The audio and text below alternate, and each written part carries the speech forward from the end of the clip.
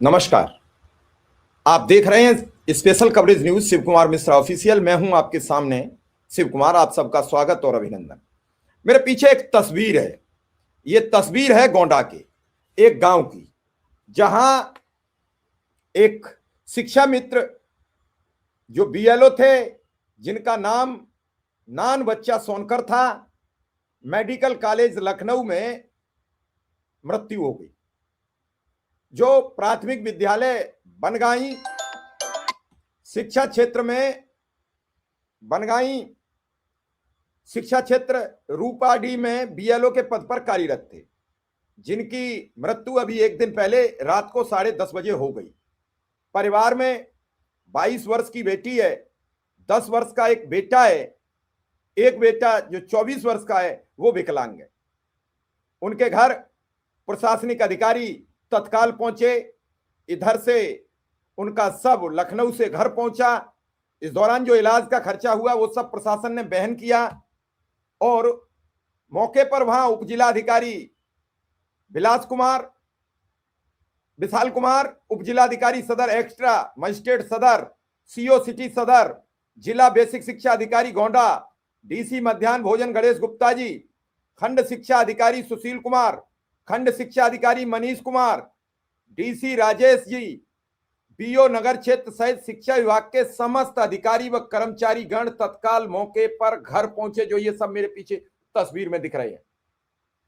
थाना अध्यक्ष कोडिया, थाना अध्यक्ष खरगूपुर, थाना अध्यक्ष इटिया तोक भी पूरी सुरक्षा व्यवस्था में वहां मौके पर मौजूद रहे। कोई अप्रिय घटना न हो जाए, कोई नाराजगी न घट जाए। यह घटना जब जैसे ही घटी तो प्रदेश अध्यक्ष शिव कुमार शुक्ला मौके पर पहुंचे। मृतक शिक्षा मित्र के परिजनों को तत्काल 20 लाख की आर्थिक सहायता देने व उनके विकलांग बेटे को नौकरी की मांग की, जिस पर मौके पर उपस्थित उप जिला अधिकारी व जिला बेसिक शिक्षा अधिकारी ने आश्वस्त किया कि जो भी पैसा दवा में लगाए वो सब पैसा प्रशासन द्वारा, सरकार द्वारा वहन किया जाएगा और किया गया है और शीघ्र ही आर्थिक व्यवस्था कराई जाएगी, जिससे उनकी बेटियों की शादियों में कोई दिक्कत ना हो और उनके बेटे को कहीं न कहीं स्थान दिया जाएगा, उसे नौकरी दी जाएगी, उसे वहां ले कर किया जाएगा। इसके बाद सबको दाह संस्कार के लिए भेजा गया। परिजन अड़ गए थे कि जब तक जिलाधिकारी नहीं आएंगे हम सबको अंतिम संस्कार नहीं करेंगे। आपको दूर कोहरे में 2-3 गाड़ियां पीछे खड़ी दिख रही होंगी, वो गाड़ियां वहीं तक आ सकती थी। यहां उनका बच्चा सोनकर का घर है, घर तक गाड़ियां नहीं आ सकती थी और उनको समुचित लाभ देने की बात कही गई है।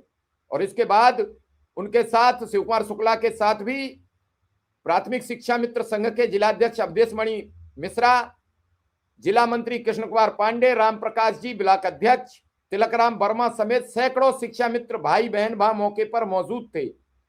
प्राथमिक शिक्षक संघ के पदाधिकारी अजीत तिवारी और देव प्रकाश पांडे सहित कई दर्जनों शिक्षक भी मौके पर पहुंचे। दरअसल 3-4 दिन पहले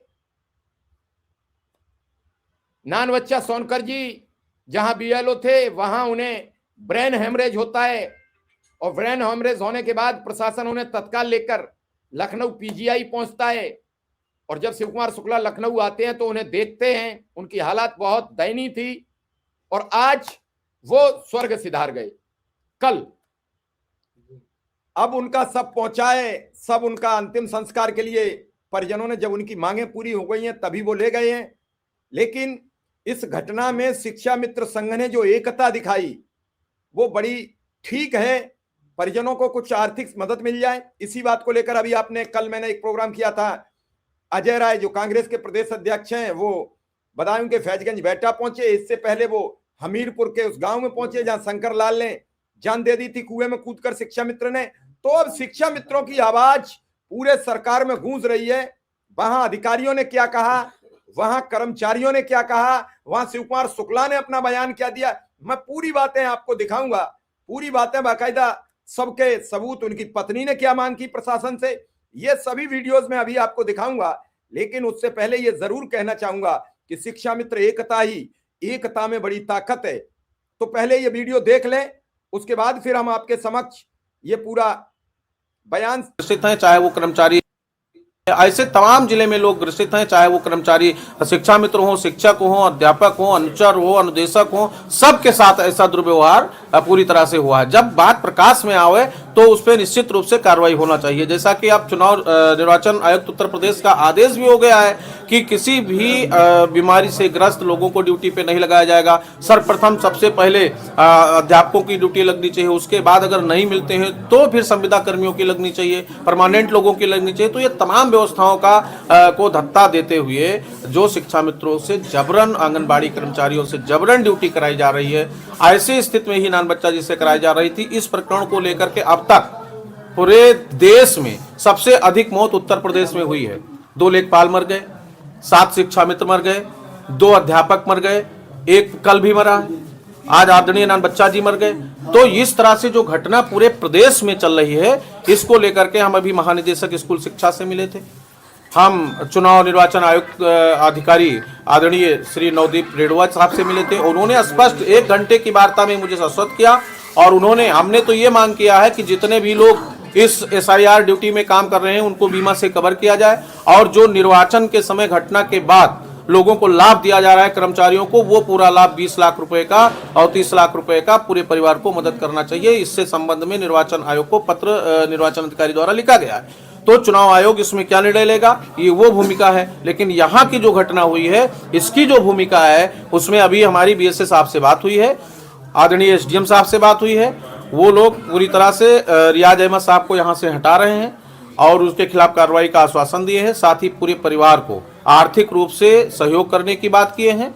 और हमारी एक मांग बहुत ये प्रबल है, और इसके लिए मैं फिर आपके माध्यम से भी अनुरोध करता हूं कि जिलाधिकारी महोदय को इस बात को संज्ञान में लेकर के, और इनके पास नान बच्चा जी का एक विकलांग बेटा है और वही इनके पूरे जीवन का सहारा है, तो इनके उसको कहीं ना कहीं से किसी न किसी रोजगार उसको उपलब्ध कराया जाए, कोई ना कोई रोजगार, चाहे वो चतुर्थ श्रेणी का हो, चाहे वो आउटसोर्सिंग का तो जमाना ही चल रहा है पूरी सरकार का, तो उसी में कहीं ना कहीं एडजस्ट किया जाए, लेकिन उसको रोजगारबद्ध किया जाए, रोजगार से जोड़ा जाए, जिससे इनका परिवार समुचित रूप से आगे चल सके और समुचित रूप से उसका व्यवस्था किया। तो क्या माने कि दाह संस्कार की तैयारी अब की जा रही है? देखिए, दाह संस्कार जब कोई व्यक्ति कोई घटना हो गई है तो दाह संस्कार तो होना सुनिश्चित है, वो तो होगा ही। परिवार की सहमति, हम सब की बातचीत, अधिकारियों के आश्वासन और अधिकारियों के ठोस आश्वासन के बाद जो अभी बातें हुई हैं, इस पर अधिकारीगण हमारे खरे उतरेंगे और उसके बाद कार्रवाई संपन्न होगी। अभी उनकी पत्नी की मांग है कि DM साहबा यहाँ आए तो हम दाह संस्कार करें। मैं मानता हूं कि आदरणीय BSA साहब उपस्थित हैं, जो मेरे विभाग के सर्वोपरि हैं, वो उनकी बात ही सर्वोच्च हो सकती है। अगर उन्होंने आश्वस्त किया है तो वही सर्वोच्च हो सकते हैं। जैसे बेटी है, इसका बयान चल रहा था, ये बेटी शादी योग्य है, बच्चा है, तो BSA साहब ने इस बात को महसूस किया। और हमारे यहाँ जो आदरणीय उप जिला अधिकारी महोदय हैं, आदरणीय विशाल कुमार साहब, बहुत ही सुलझे हुए अधिकारी हैं और निश्चित रूप से DM साहब के प्रतिनिधि के रूप में उपस्थित हैं। किसी भी मामले में अगर DM साहब नहीं पहुंचती हैं तो हमें लगता है कि मजिस्ट्रेट अगर वहां उपस्थित हो तो आदरणीय SDM साहब उपस्थित हैं। तो हम ये मानते हैं कि जो बातें वो कहेंगे उस बातों पर वो खरा उतरेंगे और हम लोग उनकी बातों पर पुनः एक बार बातचीत करके और इस कार्यक्रम को आगे बढ़ाने का काम करेंगे। आज आपके यहाँ शोक की लहर है, किस विभाग में आपके पति थे और क्या घटना घटित थी?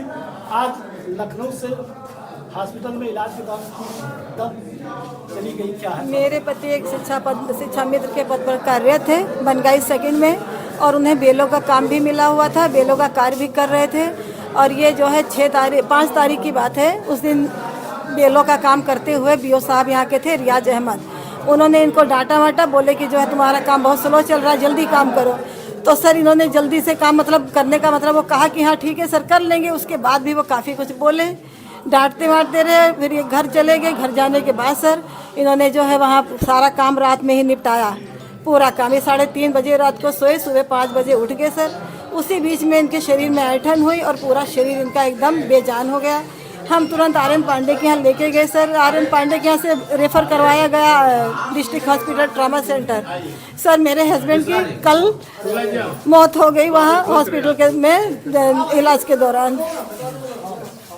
जैसे कि वही आपने 7 तारीख को प्रशासन को हाँ आश्वासन सर, हाँ दिया था। सर, एप्लीकेशन दिया था, उस पर कोई कार्रवाई नहीं, उस पर कार्रवाई होनी चाहिए। क्या मांग है? अब हमारी- आप यहाँ एसडीएम साहब आए हुए हैं और एसडीएम साहब देश से भी आए हुए हैं, हर अधिकारी आपके एसडीएम साहब सहयोग को में बुला लगे लीजिए, हैं। एसडीएम साहब। क्या मांग है कि आपको दाह संस्कार?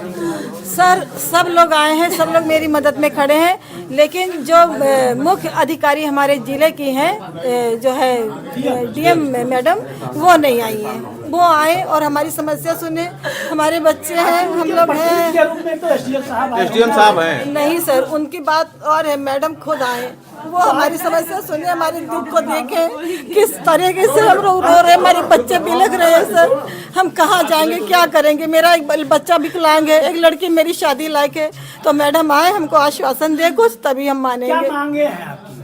सर मेरी मांग है कि मेरा एक बेटा विकलांग है, उसको कोई भी नौकरी, मतलब कोई भी फोर्थ क्लास या कोई भी सर्विस दे दी जाए कि उसकी रोजी रोटी चले।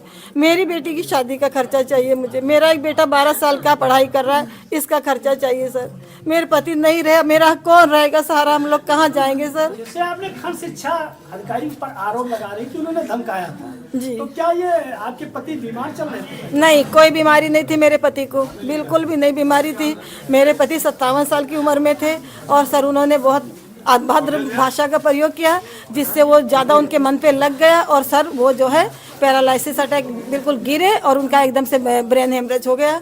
डॉक्टर ने बताया सीटी स्कैन के दौरान कि ब्रेन हेमरेज हो गया है इनका।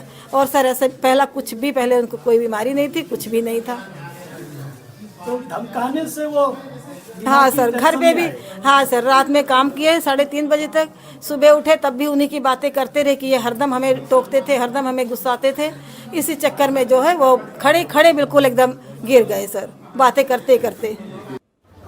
आपके उपैडी ब्लॉक और एक बनगाई स्कूल में शिक्षा मित्र नन बच्चा जो 5 तारीख को उनकी हालत बिगड़ी और उनको निजी अस्पताल में भर्ती कराया गया और परिजनों का आरोप था कि खंड शिक्षा अधिकारी रियाज अहमद ने काम का दबाव एसआर को लेकर और डाटा फटकारा था और उनको लखनऊ यहाँ से हालत बिगड़ी ले गए।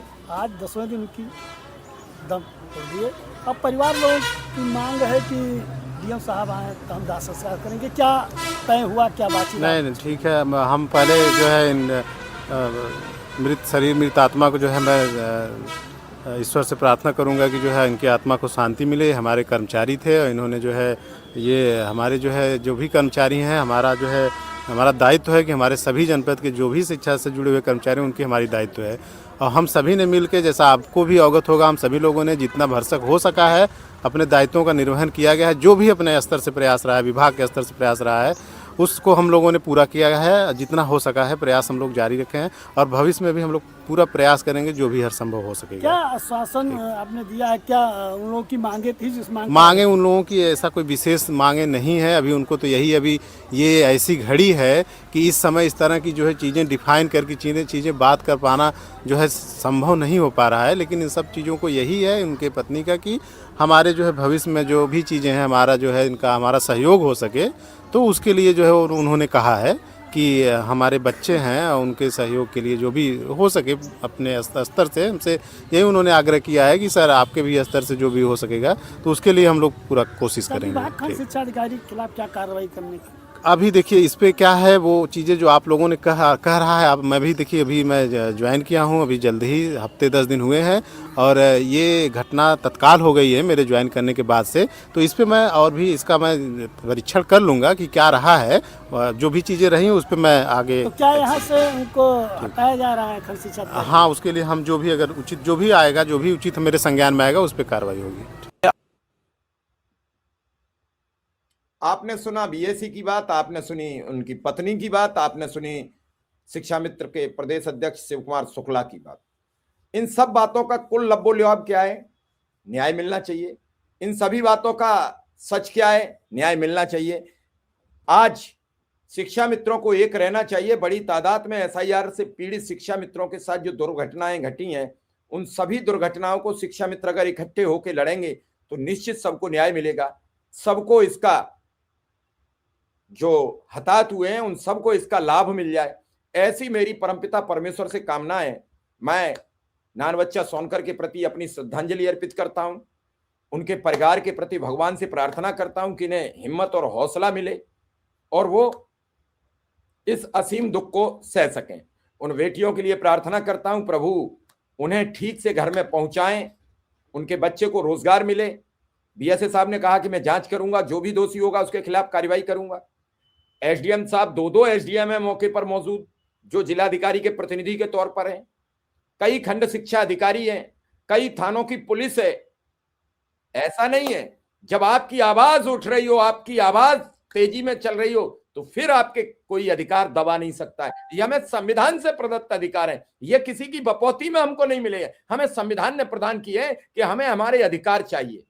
और ये बिल्कुल आपकी सटीक बात है कि जब ये हालात बिगड़ेंगे तो एक न एक दिन तो हमें आवाज उठानी पड़ेगी, हमें संविधान का जिक्र करना पड़ेगा, हमें संविधान से मिले अधिकारों का फिक्र करनी पड़ेगी और फिर हमें मिलेंगे वो सभी अधिकार जो हमें आवश्यकता है।